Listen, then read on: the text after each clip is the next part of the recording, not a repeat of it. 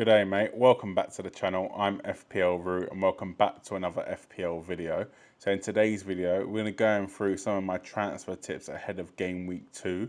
So I know game week 1 isn't finished yet, but I really did want to get this video out as I feel getting these transfer tips in early can help you make decisions earlier and help you I guess make better decisions. Let me know what you think in the comment section below of my transfer tips. I've gone for something a little bit different with this video, so it's going to be a few differentials, and I feel like that can really help you out at this early stage of the season. And without further ado, let's get into it. Yo, it's FPL Root, bringing you the stats, top picks, hot tips, all the league facts. They say Root rock, that's all the flow. Subscribe, hit the bell, welcome to the show.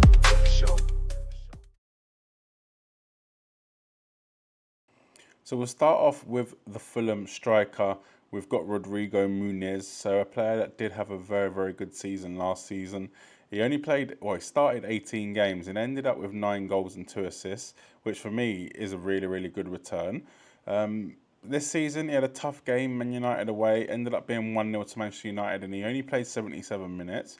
But he's only 6 million and he's just over 6.9% owned. So he's still a really big differential. But for me, let's not look at his first game of the season. Let's not look at his price tag, even though it is very good. Let's not look at his ownership. Let's look at the fixtures coming up for Muniz. So next up, we've got Leicester at home, so a newly promoted side. Then we've got Ipswich away, another newly promoted side. Then West Ham at home, and then Newcastle at home. So 3 home games and 2 newly promoted sides in the next 4 games. And then they've got Forest away in game week 6 as well. So some very nice fixtures for Fulham. And I know you could say yesterday, well, whenever they did play Man United a few days ago, that you could argue that he wasn't really that good. It was 0.11 expected goals, which is pretty terrible. Didn't really look threatening at all. To be honest, neither did Fulham. I think Man United were the better team in that game. But at this early stage of the season, because of the sample size of the previous games being so small, you kind of have to look at the fixtures only and look at players that you know have delivered in the past and can deliver in the future. And for 6 million and 6.9% owned, I think Muniz can be a very nice differential. We've seen Ipswich play Liverpool over this weekend as well in game week 1, where they did concede a couple goals, and to be honest, I can feel like Fulham can score a couple against them. Yes, they have lost Paulinia over the summer, which is going to be a massive loss, but I'd say that's more of a defensive situation loss. I do think Fulham are going to have a good season. I know they haven't really shown it so far with that Man United game, but Muniz at 6 million with Leicester at home, probably the best 2 fixtures in the league, Ipswich away. I think it's probably too good to let up, and especially at this early stage of the season, if you are looking to move on, maybe a Darwin Núñez who you've brought in expecting him to start, or another, I guess, forward of that sort of price range, then potentially Muniz could be the one to go for. Let me know what you think in the comment section below, and we'll move on to the next player. So next up, we do have a player that was in the league last season. He did play for Sheffield United here, but he was only on loan. It is Brereton Diaz.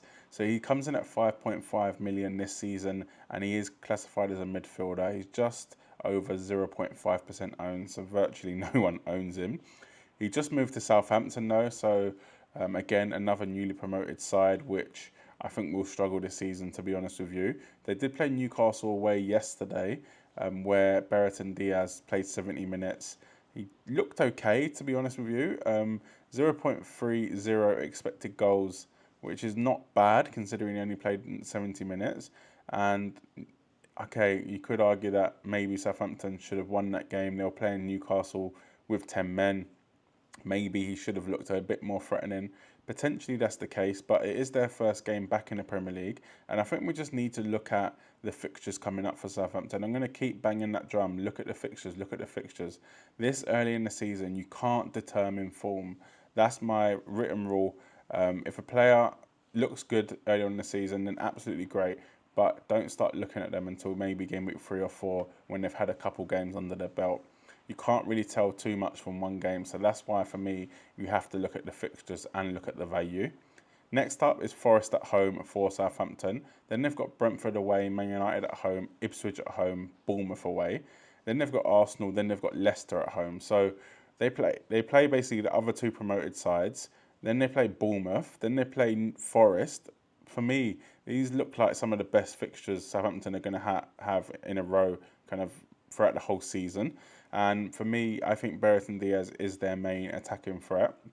Don't get me wrong, it is a massive differential. He's under 1% owned. He plays for Southampton. He didn't really set the league alight last season for Sheffield United, but we know it was a bad Sheffield United side. But he did pretty well, I'd say, considering 14 starts last season, 6 goals, 1 assist. I think he could be a bargain at one point in the season, and I think that point is now, to be honest, especially with these fixtures coming up for Southampton. Let me know what you think in the comment section below, and we'll move on to the next player. So next up, we've got Christopher Nkunku, and to be honest with you, this is basically being filmed before the Chelsea play, so I am having a little bit of a shot in the dark here. But for me, he's going to start, and for me, he's going to play well. Whether he delivers or not against Man City, that's another question. It is going to be one of the toughest games he plays all season. But for me, at 6.5 million, I think he could be a very, very nice player to bring in, especially from game week 2. So obviously, he's now missed the Man City game. So a lot of people were hesitating bringing him in because of that Man City game. But now that's out of the way. They've got Wolves away, Chelsea, Palace at home, Bournemouth away, West Ham away, Brighton at home, Forest at home. So some very, very nice fixtures in there for Chelsea. To be honest, from game week 2 to game week 7, they're all green fixtures, all good fixtures for them. And if they are going to start to put together performances like we know their squad should, we know their squad's better than they performed over the past few years, finishing 12th, finishing 10th, whatever it was last season. I've kind of given up with Chelsea to look at where they are in the league anymore because they're just pretty bad. And don't get me wrong, I am enjoying it as a Spurs fan, but when they're that low, they're kind of off your radar. But 6.5 million, just over 16% owned. For me, I'd obviously wait to see how he does in the City game before making any moves. But for me, I think he's going to be a very, very nice option. A lot of people are obviously going to say Cole Palmer's the better option, and I completely agree with you. But he is 4 million more, 4 whole million more. Is that worth it? Potentially with penalties, etc. But for me, I think Nkunku is going to be playing number 10 behind the striker, creating loads of chances. He's going to be scoring goals. I think he's going to be a very, very crucial player if Chelsea do start to perform this season. Even if they don't perform, we've seen what Cole Palmer has done last season, and I think Nkunku can do that this season. Maybe not to the level, but for a 6.5 million, I think he can get a very, very nice score. Let me know what you think in the comment section below. Do you trust Chelsea this year? Yeah, for me, I'm not sure, but I do like Nkunku. So before we do get on to the next player, I did want to mention Fantasy Football Hub, which all these graphics have come from, so very, very thanks to them. So they're still running their 50% off their membership offer. It gets you all of available for all these stats. You get to plan your transfers way in advance. You get to get your team rated by AI. You can have potential transfers made by AI as well. They give you recommendations, which is actually pretty helpful, especially when looking at this list. You can basically compare what they suggest to you to this list. If you scan the QR code, it takes you through to the website where you can join up a membership. It's also a pretty reasonable price, I'd say, as well, for all that it does give you in terms of AI features. They've got a chat bot as well where you can ask it FPL questions, live rank. So I know some people midway through the game week do like to check their rank, and that's me. I know some people don't, but I do really, really like that and see where I guess I can improve in terms of my rank and what players will affect that. Scan the QR code to join. Hit the link in the description. It does help me out as well. It is an affiliate link, so I would appreciate it if you did lose that link if you were going to sign up. Anyway, let's get on to Eze. So, Crystal Palace midfielder, a lot of us already have him in our teams. Let me know in the comments below if you do already have him. 33% owned. He comes in at 7 million. And for me, yesterday he played against Brentford. He only played 15 minutes, so that is a little bit worrying. Don't get me wrong, that is a little bit worrying, but I think the fact that they didn't score any goals, they didn't really look that good, to be honest with you.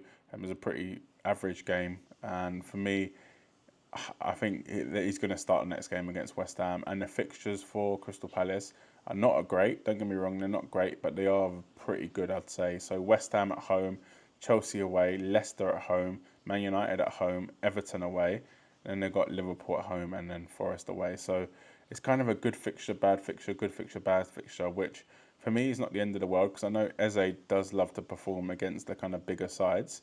And for me, we've seen it last season, we've seen it the season before. He is very, very consistent. He only started 24 games last season, ended up on 11 goals and 5 assists. The season before that, 10 goals, 5 assists. So very, very consistent for Eze. He knows he's going to be on pens, set pieces, corners, etc., etc. He's the talisman for Palace. And for me, I just can't see it where he doesn't start in game week 2. Let me know what you think in the comment section below, and we'll get on to the next player. So I know he didn't perform against Man United that well, and to be honest, his stats weren't great either. 0.01 expected assists, 0 expected goals, but he's only 4.5 million, and it is Anthony Robinson. So I did want to mention him because obviously I've mentioned mostly attacking players and midfielders in this video so far, but I did want to talk about a defender, and he is 8.9% owned, so a few people own him, but still a differential. And for me, the main reason why people are going to want to bring him in, like I said, for Muniz, is the Leicester at home game, the Ipswich away game, West Ham at home, Newcastle at home, Forest away. So what a run-in for Fulham. For me, I think he's so attacking. I know Paulinho did leave, so I did mention that, and that is probably going to make their defence a little bit weaker overall because of how much of a rock he was in midfield. But for me, it's not just about that for Robertson. He is pretty attacking, 6 assists last season. And for me, these next 2 games, I can definitely see him getting a couple more assists in just them 2 games. And we know Fulham last season were pretty good for clean sheets. Robertson himself kept 9 clean sheets. And I think Leno ended up getting 10. I think he played 1 more game than Robertson. So there is the opportunity there for clean sheets. Couple that with the assists, couple that with the good fixtures. I think if you are looking for a 4.5 million defender, you can't get any better than Anthony Robertson or Fulham. Let me know what you think in the comment section below. Subscribe to the channel, like the video, check the Fantasy Football Hub link in the description if you did want to join. It does help me out, like I said. And good luck for the game week.